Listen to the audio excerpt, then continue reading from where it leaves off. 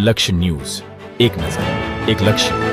વિજયાદશમી દશેરા ઉત્સવ નિમિત્તે આરએસએસનો 100મો સ્થાપન દિવસ ભવ્ય રીતે ઉજવાયો છે અને કલોલના અંકિત વિદ્યાલયના મેદાન ખાતે રાષ્ટ્રીય સ્વયંસેવક સંઘ દ્વારા વિજયાદશમી દશેરા ઉત્સવ નિમિત્તે તેમજ સંઘના 100મા સ્થાપના દિવસના અવસરે ભવ્ય સાર્વજનિક કાર્યક્રમનું આયોજન કરવામાં આવ્યું હતું. આ પ્રસંગે કલોલ નગરમાંથી 300થી વધુ બાળ તથા તરુણ સ્વયંસેવકો સંઘના પરંપરાગત ગણવેશમાં શિસ્તબદ્ધ રીતે ઉપસ્થિત રહ્યા હતા.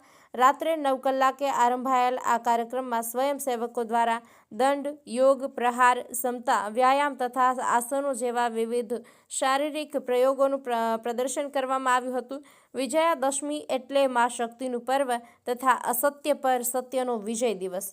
સાથે જ આ દિવસને આરએસએસના સ્થાપના દિવસ તરીકે પણ દેશ વિદેશમાં મનાવવામાં આવે છે. આ કાર્યક્રમમાં અતિથિ વિશેષ ડોક્ટર પૂનમભાઈ રાઠોડ તથા સમાજના શ્રેષ્ઠીઓ ઉપસ્થિત રહ્યા હતા. જ્યારે મુખ્ય વક્તા તરીકે આરએસએસના ગુજરાત પ્રાંત બૌદ્ધિક પ્રમુખ જશુભાઈ ચૌધરી ઉપસ્થિત રહ્યા હતા. તેમણે પોતાના ઉદ્બોધનમાં સામાજિક સમરસતા, નાગરિક કર્તવ્ય, પર્યાવરણ, કુટુંબ પ્રબોધન અને સ્વદેશી સ્વનો ભાવ જેવા પંચ પરિવર્તન મુદ્દાઓ પર માર્ગદર્શન આપીને રાષ્ટ્રહિત માટે તેને જીવનમાં ઉતારવા સૌનો અનુરોધ કર્યો હતો. આ પ્રસંગે સંઘના પ્રચારક વિભાગ તથા ગાયત્રી પરિવાર દ્વારા પુસ્તક વેચાણ સ્ટોલનું પણ આયોજન કરવામાં આવ્યું હતું.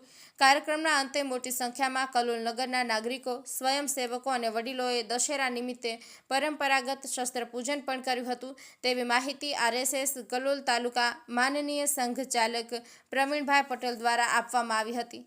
સંજય નાયક, લક્ષ્ય ન્યૂઝ.